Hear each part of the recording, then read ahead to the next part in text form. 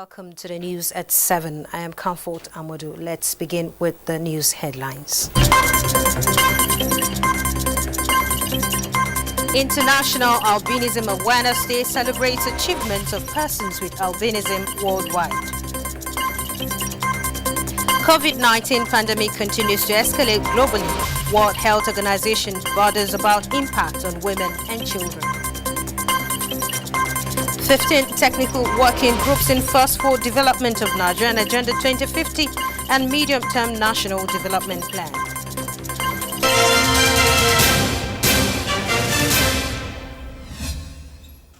And now the news in details. The United Nations has since 2015 intensified efforts at promoting and protecting the human rights of persons with albinism.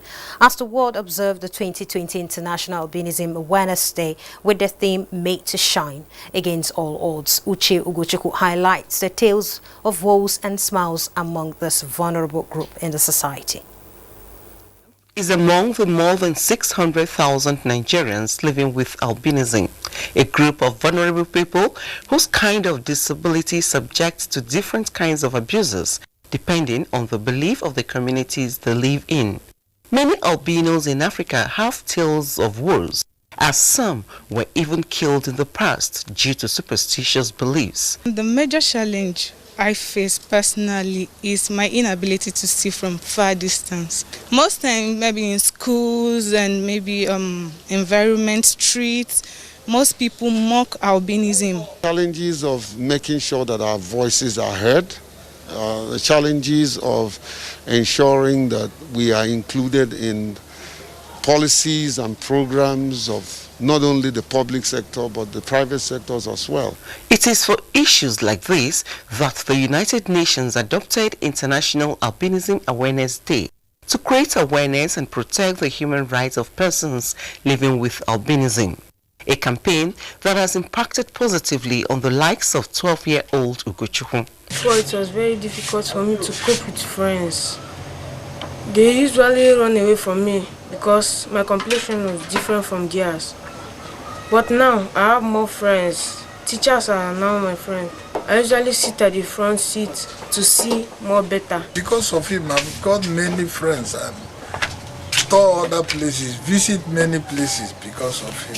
So I'm very happy to have somebody like this. I didn't regret of having him. Now, in the face of COVID-19 and other health crises in society, experts are stressing the need for people with albinism to be cautious. Challenges with their skin because of the lack of the melanin. It's not blocking ultraviolet rays from the sun as it will in other people. So they are predisposed to skin conditions that can lead to cancer. With the theme of the 2020 International Albinism Awareness Day, highlighting the qualities of persons with albinism around the world, the likes of Zainab are expecting better treatment and understanding from society at large. I am Uche Ugochukwu, NTA News. And joining us live is the founder of the Albino Foundation, Jay Kepele, to speak on the International Albinism Awareness Day. Welcome to the studio. Thank you. All right, let's begin by focusing on the theme for the day, Made to Shine. Why that the theme? Well, I'm going to comment to that, but let me make a quick correction of something that I heard from the expert that was interviewed.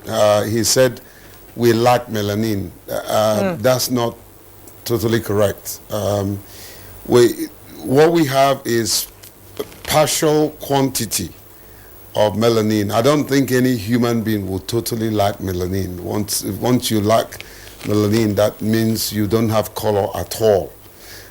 With that said, the theme was chosen by the United Nations independent expert on albinism, which is in its short form Made to Shine. But then organizations of persons with albinism are allowed to tweak it to suit their purpose. And for us, while we're talking about shining, we also want to recognize that we live in in odd times, in uncertain times, and the fact that we haven't given up and that we're thriving instead of surviving in times like this. That's why we beat our chest to say we're shining despite all odds. All right. On this COVID-19 pandemic, do we have people living with albinism having challenges within this period? Well, if I hear you correctly... yes, do we have any case amongst people living with albinism, rather? Well, there's been a case in point. One person that I saw on screen, he was actually on your channel too, of a person with albinism that had the coronavirus. But okay. He survived, he bounced back, and he's still alive, I believe. But then the moment we saw the initial index, we began to campaign within the community for them to be extra careful, knowing fully well that most times because of the effect of the sun, it tends to affect, not in all cases, but in some cases it tends to affect your immunity. So we took extra precautionary measures in educating our people to obey all of the NCDC guidelines, washing of hands, ensuring that you maintain physical distancing, ensure that, you maintain the highest level of hygiene. And with that, we didn't have much incidents at all within the community. Okay, let me now take you to this question. How has it been, how have you been dealing with issues of violence and discriminations with persons with albinism over the years? And has it been different in any way with COVID-19 in view? Well, there was an alarm that I raised, a sort of a red flag that I flagged at the beginning of the pandemic. I did warn for a concerted effort to be made in proper sensitization and advocacy within and without outside the community, because I foresaw a situation where people would start pinning the issue of the virus to not only to persons with albinism, but to the most vulnerable group of people. And right now that's the case. And so there has to be a second level effort by the task force, national and state, to embark on strategic advocacy against stigmatization. All right. There's a need for that. Okay. So let me quickly have your closing thoughts. Now, what do you think should be done differently to help persons with albinism with this these challenges? Okay, number one, today in my press statement, I did call on the federal government as an appeal to the president to reinstate the treatment of persons with albinism at the National Hospital. Number two, for free and compulsory education, sort of scholarship for persons with albinism and persons with disability. Number three, funding for persons with albinism and persons with disability to be mainstream in the national budget. And I gave example, countless countries in Africa, smaller than Nigeria, that are doing the same thing. For government establishments and institutions, like what the NTA has done, keep helping in the pushing for the advocacy and bringing awareness to the plight of persons with albinism and also the opportunities thereof. There are boundless, even economic opportunities with our situation. Take, for instance, where you encourage investors to come into the country and invest in production of sunscreen. that's a huge economic benefit to the country, because that same organization will pay tax, that same organization will employ people.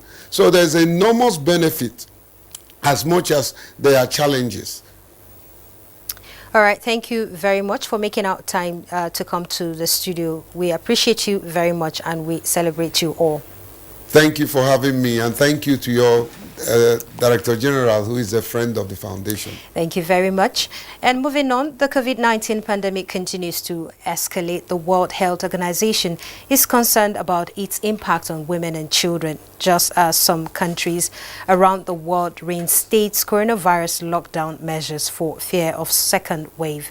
Joyce Omitu has an update on the health crisis.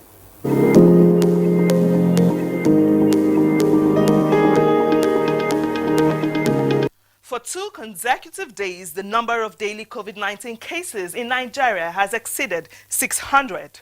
The Nigeria Center for Disease Control on Friday announced 627 new cases of the virus.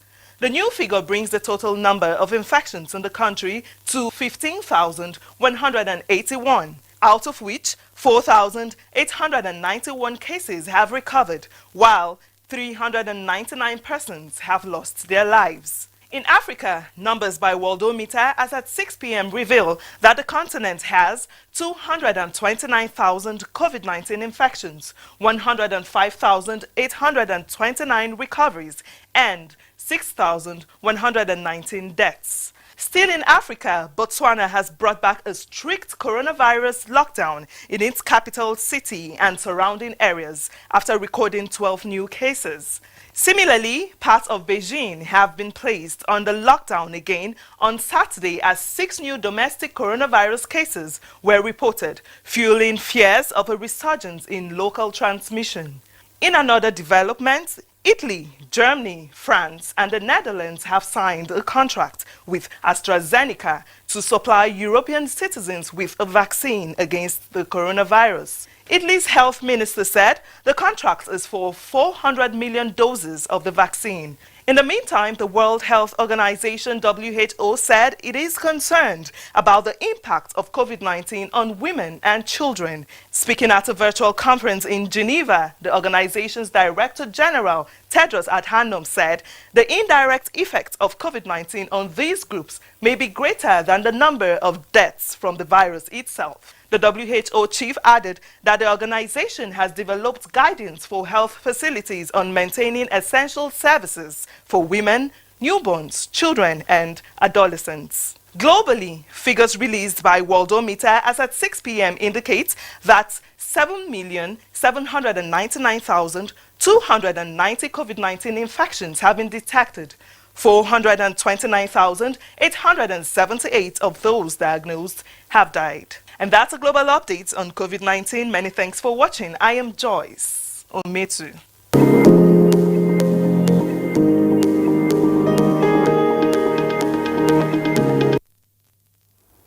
Now, 269 stranded Nigerians in India landed in Nigeria, 103 in Lagos, 166 in Abuja today, Saturday, 13th of June 2020, about 2 a.m. after a few hours of delay.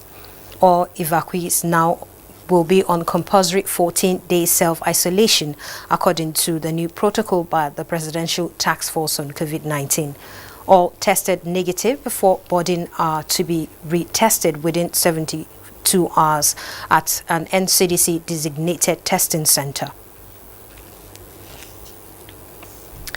Meanwhile, 70 state-of-the-art bed capacity temporary isolation center built by the Nigerian National Petroleum Corporation and Nigerian Ajib Oil Company joint venture partners has been inaugurated in Asaba, Delta State.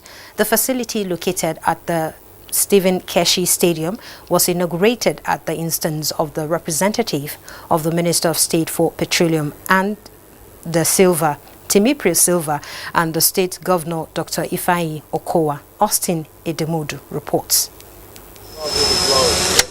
The inauguration of the temporary isolation center in Asaba marks yet another response by the Nigerian Ajib Oil Company and its joint venture partners, Nigerian National Petroleum Corporation and one do to stem the spread of coronavirus pandemic, not only in Delta State, but across the country. If the communities are not healthy, our workers are not healthy, the people in the areas that we work are not healthy, the generality of people are not healthy, the oil business cannot thrive, cannot continue.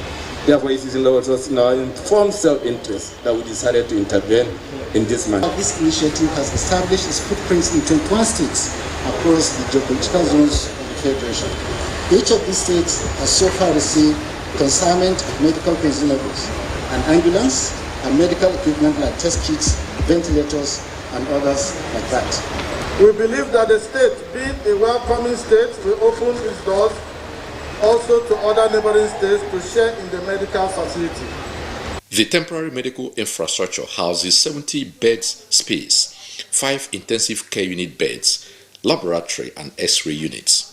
Apart from the CCTV and ICT units, the center boasts of a dedicated 300 kVA generator. The governor of Delta State, Dr. Ifeanyi Okowa, therefore acknowledged that the facility, which complements already existing ones, comes at a time the state's COVID-19 cases have hit 245, 151 active cases and 12 deaths. He said the state government will continue to sustain the enabling environment for oil companies to operate, while soliciting for the establishment of more testing centers across the country. And as we look into the future, it's important that we try to engage with the various states and possibly the Nigerian Governors Forum, so that we're able to tailor our needs to the supplies that we get from the oil industry. Between 2010 and 2018, the Nigerian Ajib Oil Company and its joint venture partners have completed 405 projects across the south of Nigeria and empowered 38,550 farmers, coupled with the establishment of 74 schools and 35 health centers. I'm Austin Edemodo, NTA News. Thank you for that report, and we go on a quick break now. More reports when we return. Don't go away. Observe the lockdown. We have practiced the measures in order to curb the spread of the virus, but we can do better. The coronavirus spread is increasing daily, and only together can we cut down the numbers and defeat the spread of the virus. Remember, COVID-19 is not a death sentence, and a recovered patient cannot spread the disease. Do not stigmatize. Do not hesitate to report any case, or if you have come in contact with anybody that has been infected with COVID-19. If you have cough and fever, please stay at home and call your state hotline. Find state numbers at www.covid19.ncdc.gov.ng. Remember, it is for your own good and for the good of every Nigerian. Let us do better and defeat the virus. Together, we can do this. This message is brought to you by the Nigerian Television Authority, NTA, Africa's largest television network. Welcome back. Plateau State Governor Lalong has lifted the lockdown order imposed in the state with a call on citizens to take responsibility of staying safe by observing all COVID-19 protocols. The governor, who is the chairman of the COVID-19 task force, said this in a statewide broadcast. Priscilla Gunnan reports. Of the engagement with critical stakeholders with a view to evaluating COVID-19 protocols in the state. The governor said though the lockdown has been eased down, the curfew imposed by the federal government is still in force. While urging citizens to take charge of their safety, he reminded them to act in a manner that guarantees other people's safety, as COVID-19 is highly infectious and deadly. Churches and mosques with large spaces shall be allowed to accommodate more than 50 worshippers, under strict observance of the use of face masks, social distancing, hand washing, use of infrared thermometers, and the use of sanitizers. While detailed outlines on compliance shall be provided, let me emphasize that all public places like markets, shops, hotels, restaurants that fail to comply with the hygiene or sanitation regulations, social distances, as well as the use of face masks, shall be penalized. Governor Lalong explained that the head of civil service has been directed to work out modalities for the resumption of other category of civil servants who have been working from home, while interstate borders and all schools remain closed. In order to ensure effective and sustainable implementation of the decisions above, a monitoring committee consisting of government officials, leadership of critical stakeholders will be constituted to ensure there is compliance to the guidelines. The governor further used the forum to address the issue of palliatives, which he said has generated misinformation amongst the people. The second phase will soon commence with more vulnerable groups captured. Therefore, you should disregard the fake news on the social media claiming that few palliative items were given to entire areas with large populations. In Jos, Priscilla Grumnan, NTA News. To commemorate the 5th year anniversary of the administration of President Muhammadu Buhari, a documentary on verifiable achievements of the administration within the period will air on Nigerian Television Authority, NTA, Sunday, June 14 at 7 p.m. Our efforts at making Nigeria among the 20 largest economies in the world by successive governments, it's been consolidated upon by the present government via the replacement of existing structures with more implementable successor plans. To this end, the Minister of State for Budget and National Planning, Clem Agba, inaugurated 15 technical working groups for the development of Nigerian Agenda 2050 and the Medium-Term National Development Plan 2021 to 2025 in Abuja. Benny Adams reports. In what seems to be an all-inclusive national development plan, the federal government is involving the state and local governments in reform processes to be driven by the organized private sector. Tagged Medium-Term National Development Plan 2021 to 2025, it is an initiative designed to replace the existing Economic Recovery and Growth Plan of 2017 to 2020. And the Nigeria Agenda 2050 is to succeed the current Nigeria Vision 2020, aimed at addressing developmental challenges. We want all facets of the Nigerian economy and Nigerian people to be involved in the conceptualization of this plan. So to this end, government will only be an enabler, and the plan will be driven by the organized private sector. Mr. President has approved that Mr. Atedo Peterside will lead in this direction. This virtual meeting is to inaugurate the teams saddled with the mandate of putting together implementable successor plans.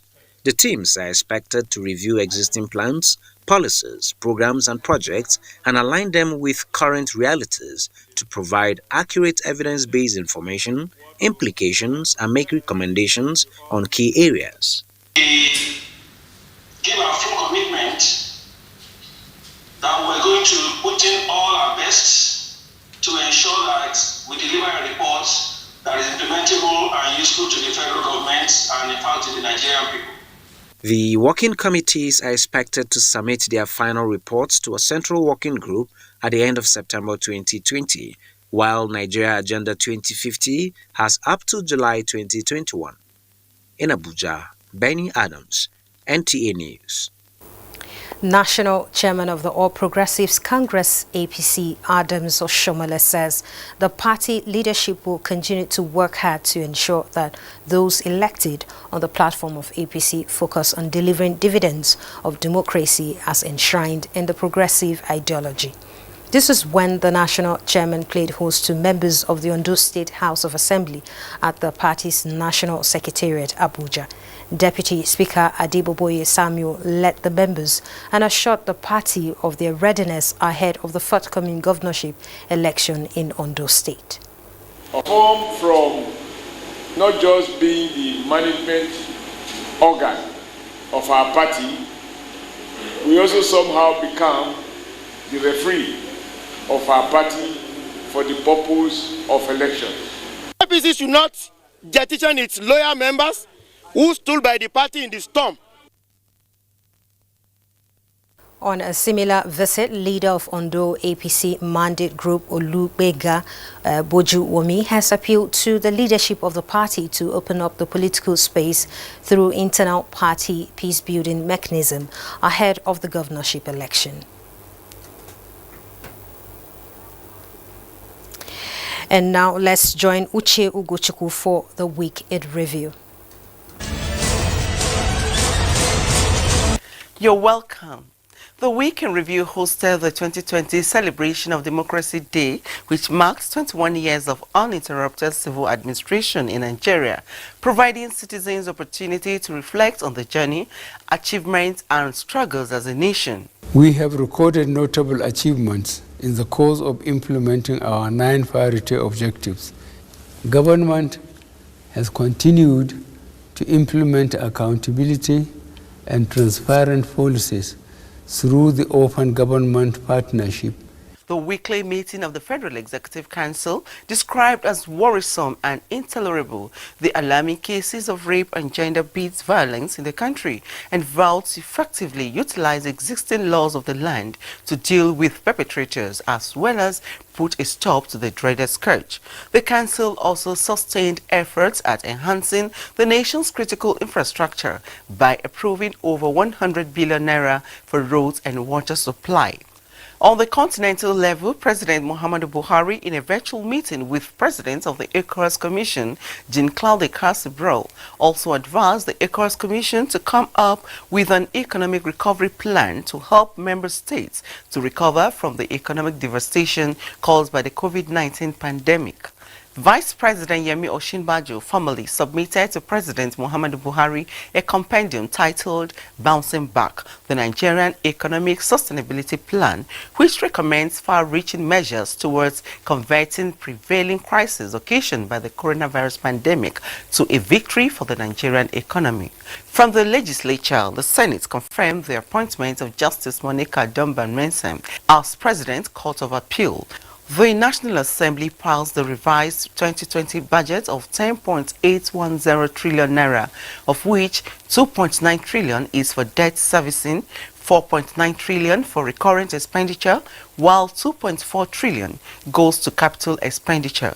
And a manifestation of abundance of food in Nigeria, Minister of Agriculture and Rural Development pledged that Nigeria will begin exporting locally processed rice to some African countries by next year. The minister disclosed this at the flag-off of distribution of agricultural inputs to farmers in Kaduna State. That's it from here. I am Uche Ugochukwu. Thanks for being a part of it. President Muhammadu Buhari joined Muslims across the nation to mourn a leading Islamic cleric and jurist, Sheikh Ahmed Olaiwola Kamaldeen, who passed on in Ilorin, Kwara State. In a release signed by Senior Special Assistant to the President Media and Publicity, the President described his demise as a loss to the Emir of Ilorin, the Ilorin community, Kwara State, Nigeria, and the entire Muslim community.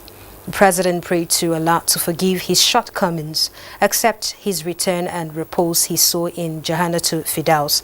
He was, until his death, the Khalifa al-Dabi of Ansarul Islam Society of Nigeria. Likewise, President Muhammadu Buhari condoles with Minister of Transportation Chibuike Amechi over the demise of his elder brother Dede Amechi. In a statement signed by Senior Special Assistant to the President Media and Publicity, President Buhari urges the former Governor of Rivers State and two-time Director General of his election campaigns to find strength in the notable legacies of his late brother. And that concludes the news. Many thanks for watching. I am Comfort Amodu.